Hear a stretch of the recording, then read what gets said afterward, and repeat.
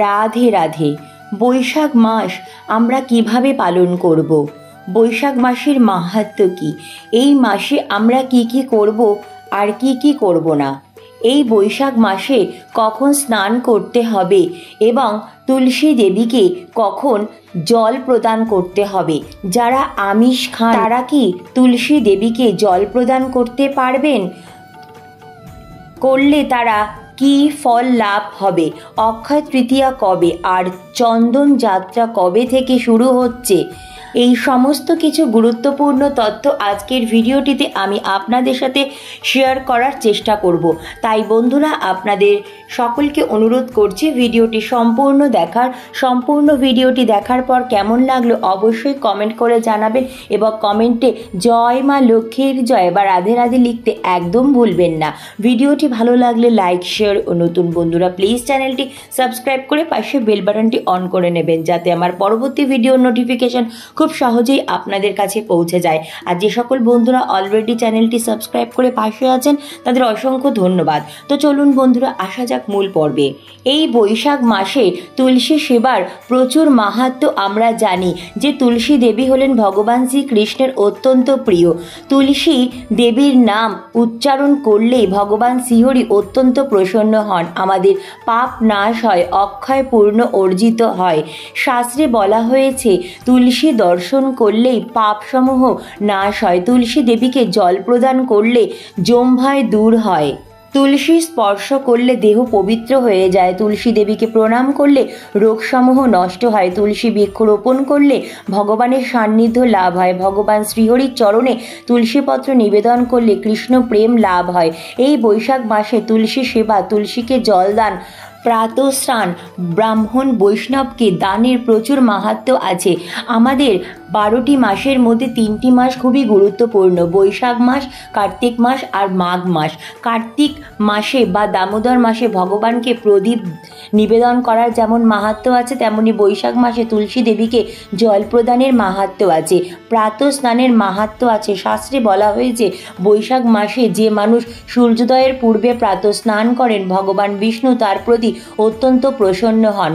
বৈশাখ মাসে যে ব্যক্তি প্রাতঃ স্নান করেন স্বর্গের দেবতারাও তাকে দেখে আনন্দ লাভ করেন। কুটুবুদ্ধি মানুষও যদি বৈশাখ মাসে প্রাতঃ স্নান করেন তাহলে সেই ব্যক্তিও শতযজ্ঞের ফল লাভ করেন। যে মানুষ বৈশাখ মাসে প্রাতঃ স্নান করে এবং এক পা নিক্ষেপ করে তার প্রতি পদে অশ্বমেধ যজ্ঞের ফল লাভ হয়। পদ্ম পুরাণে উল্লেখ আছে কোনো বিশেষ তীর্থে বা আনন্দপুরে কোটি বৎসর বাস করলে যে ফল লাভ হয় বৈশাখ মাসে একবার প্রাতঃ স্নান দ্বারা সেই একই ফল লাভ হয়। যেই ব্যক্তি বৈশাখ মাসে প্রতিদিন প্রাতঃ স্নান ও পূজাদি করেন তিনি পাপ মুক্ত হয়ে বৈকুণ্ঠ ধাম লাভ করেন। মানবগণের হিত কামনায় ভগবান বিষ্ণুর আদেশে বৈশাখ মাসে তীর্থাদি দেবগণ তীর্থ বিভিন্ন সকল জলের আশ্রয় করে সর্বদা সন্নিহিত থাকেন। যারা ব্রহ্ম মুহূর্ত থেকে 6 ঘটিকার মধ্যে স্নান না করে তাদের তীর্থাদি দেবগণ অভিশাপ দিয়ে স্বস্থানে চলে যায়। এবার বলবো বৈশাখ মাসে আপনারা প্রতিদিন কি কি করবেন। প্রাতঃ স্নান করবেন প্রতিদিন ব্রহ্ম মুহূর্তে বা 6টার মধ্যে কোনো পবিত্র নদীতে বা গঙ্গায় স্নান করবেন বা বাড়িতেই স্নান করতে পারেন, তবে স্নানের জলে সামান্য গঙ্গা জল মিশিয়ে স্নান করতে পারেন এবং গঙ্গা নাম মনে মনে স্নানের সময় উচ্চারণ করবেন।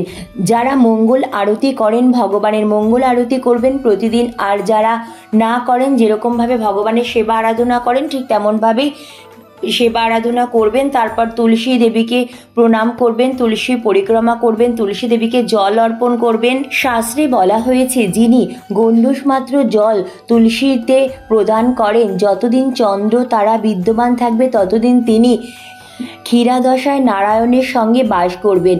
বৈশাখ মাসে তুলসী মূলে জলদান করলে যমভয় দূর হয়। আপনারা যে তুলসী দেবীকে জল প্রদান করবেন কি মন্ত্র বলে জল প্রদান করবেন, আমি যে মন্ত্রটি বলছি এই মন্ত্রটি বলবেন। নমো গোবিন্দ বল্লভং দেবী ভক্ত চৈতন্য কারিণী স্নাপ জগদ্ধাত্রী কৃষ্ণ ভক্তি প্রদায়িনী। এই মন্ত্রটি 3বার বলে 3বার জল প্রদান করবেন। আর তুলসী দেবীকে প্রণাম করতে গেলে কি মন্ত্র বলবেন? মন্ত্রটি হলো নমো বৃন্দাওই তুলসী দেব্যই প্রিয়া ওই কেশবশ বিষ্ণু ভক্তি প্রদে দেবী সত্যবত্যে নমো নমো। এই মন্ত্রটি 3 বার বলবেন, আরতির আগে 3 বার, আরতির শেষে 3 বার। আর যারা মন্ত্র উচ্চারণ করতে পারবেন না তারা হরে কৃষ্ণ মহামন্ত্র উচ্চারণ করতে করতে এই কাজগুলি করবেন। প্রতিদিন প্রয়াগ তীর্থে স্নান ও কাশীতে প্রাণ ত্যাগ করলে যে ফল লাভ হয়, তুলসী অর্চনাতে সেই ফলই লাভ হয়। আর হ্যাঁ, তুলসী দেবীকে যখন পরিক্রমা করবেন তখন এই মন্ত্রটি বলে পরিক্রমা করবেন।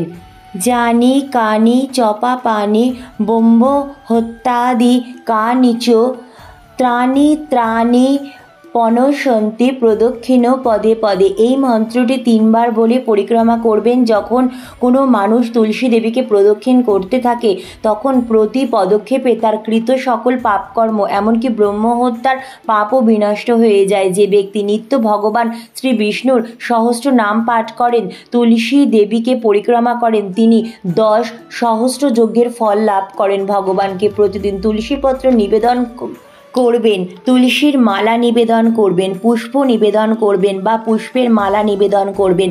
তবে রাধারানীকে তুলসীপত্র নিবেদন করবেন না, পুষ্প নিবেদন করবেন। শাস্ত্রে বলা হয়েছে, ধনহীন ব্যক্তি যদি এই বৈশাখ মাসে একটি পুষ্প দ্বারাও ভগবানের সেবা করেন তাহলে সে তার সমস্ত পাপ থেকে মুক্ত হন এবং তার শতকুল উদ্ধার হয়। তুলসীপত্র প্রতিদিনই ভগবানকে নিবেদন করলে ভালো। তবে শাস্ত্রে বলা হচ্ছে, বৈশাখ মাসে কেউ যদি গৌর বর্ণ ও কৃষ্ণবর্ণ তুলসীপত্র মঞ্জুরি দ্বারা ভগবান শ্রী মধুসূদনের ভজনা করেন, তিনি নারায়ণ সদৃশ হন, অর্থাৎ নিত্য বৈকুণ্ঠে বাস হেতু তাহার নারায়ণের সারূপ্য লাভ হয়। এ কারণে তাকে আর পুনরায় এই সংসারে জন্মগ্রহণ করতে হয় না। যে সমস্ত মানুষ বৈশাখ মাসে তুলসী দ্বারা নিত্য সন্ধ্যাকাল মধুহন্তা শ্রী বিষ্ণু পূজা করেন তাহার আর পুনর্জন্ম হয় না। এই বৈশাখ মাসে আপনারা তুলসী বৃক্ষ রোপণ করতে পারেন। দান দক্ষিণা বা বহু যজ্ঞ অনুষ্ঠান করলে যে ফল লাভ হয়, শ্রী হরিপ্রিয় তুলসী রোপণ করলে কোটি গুণ ফল লাভ হয়ে থাকে। তার থেকেও যে মানুষ তুলসী মূলের মৃত্তিকা মস্তকে ধারণ করেন তার সর্ববিঘ্ন নাশ হয় এবং সমুদয় গ্রহ তার প্রতি প্রসন্ন হয়। বৈশাখ মাহাত্ম্যে কথিত আছে, পুষ্করা আদি তীর্থ গঙ্গাদি নদী বাসুদেবাদি দেবতা তুলসীর দলে বাস করে। কর্তুকী যেমন রোগ শান্তি করে, তুলসী তেমনি দুঃখ দারিদ্র ও পাপ নাশ করে। তুলসী যেখানে থাকে তার চারিদিকে 1 কোষ পর্যন্ত পবিত্র থাকে। যারা তুলসীর কাছাকাছি প্রাণত্যাগ করেন তাদেরকে আর নরক যাতনা ভোগ করতে হয় না। মৃত্যুর পর সেই ব্যক্তি বিষ্ণুলোকে গমন করেন। এই মাসে কিছু ত্যাগ করবেন। কি ত্যাগ করবেন? আপনারা যেটা ভালোবাসেন সেটা এই মাসে গ্রহণ করবেন না। যেমন ধরুন ফল, দুধ বা অন্য কিছু। আপনারা প্রিয় কিছু খাবার, ফল বা মিষ্টি ত্যাগ করতে পারেন বা ভগবানকে ভোগ লাগিয়ে এই মাসে প্রসাদ গ্রহণ করতে পারেন এবং বাইরের অন্য কোনো খাবার আপনারা এই মাসে খাবেন না। অতিরিক্ত তেল ঝাল মশলাযুক্ত খাবার, আমিষ জাতীয় খাবার, নেশা জাতীয় খাবার এই মাসে এড়িয়ে চলার চেষ্টা করবেন। এই বৈশাখ মাসে আপনারা চেষ্টা করবেন নিরামিষ আহার গ্রহণ করার। যারা জপ করেন না তারা এই মাস থেকেই 2 মালা 4 মালা করে জপ করা শুরু করতে পারেন। আর যারা জপ করেন তারা সংকল্প করুন যে আমি যতটা জপ করি তার থেকে 4 মালা কি 8 মালা বেশি বেশি করে জপ করব। প্রতিদিন গীতা ভগবত পাঠ করব বা শ্রবণ করব, ভগবানের লীলা মহিমা কীর্তন করব, ভগবানকে সর্বদা স্মরণ করব আর ব্রহ্মচর্য পালন করব। এই বৈশাখ মাসে তুলসী দেবীর কৃপা পাওয়ার জন্য বা তুলসী দেবীর কৃপা লাভের জন্য জলধারা প্রদান করবেন। সকাল থেকে সন্ধ্যা পর্যন্ত যেন ফোঁটা ফোঁটা জল তুলসী গাছে অবিরাম পড়তে থাকে। সন্ধ্যার পর কিন্তু ভুল করে তুলসী গাছে জল প্রদান করবেন না বা তুলসী গাছ স্পর্শ করবেন না।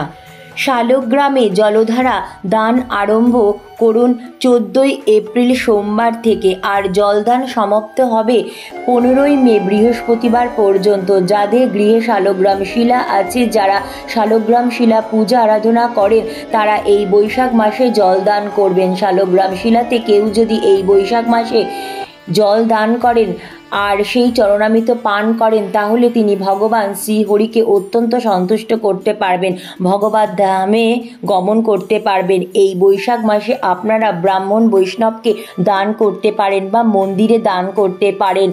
ভগবানের সেবার জন্য ব্রাহ্মণ বৈষ্ণবকে ভোজন করাতে পারেন। এছাড়াও অসহায় গরিব দুঃখী মানুষকেও নিজ সাধ্য সামর্থ্য মতো কিছু দান করুন বা তাদেরও কিছু ভোজন করান। আপনার গৃহের সামনে আসা বা রাস্তায় অবলা জীব জন্তুদেরও কিছু খাওয়ান, তাদের সাহায্য করুন। এই বৈশাখ মাসে দান করলে তার সর্ব পাপ বিনষ্ট হয়। ব্রাহ্মণকে তিল, জল, ছাতা, পাদুকা, অন্ন, বস্ত্র, স্বর্ণ দান করতে পারেন। তো এইভাবে আপনারা বৈশাখ মাস পালন করবেন। শাস্ত্রে বলা হচ্ছে বৈশাখ মাস পালন করলে মানবগণ অশ্বমেধ আদি যজ্ঞের ফল প্রাপ্ত হন। এবারে বলবো অক্ষয় তৃতীয়া কবে বা চন্দন যাত্রা কবে থেকে শুরু হচ্ছে।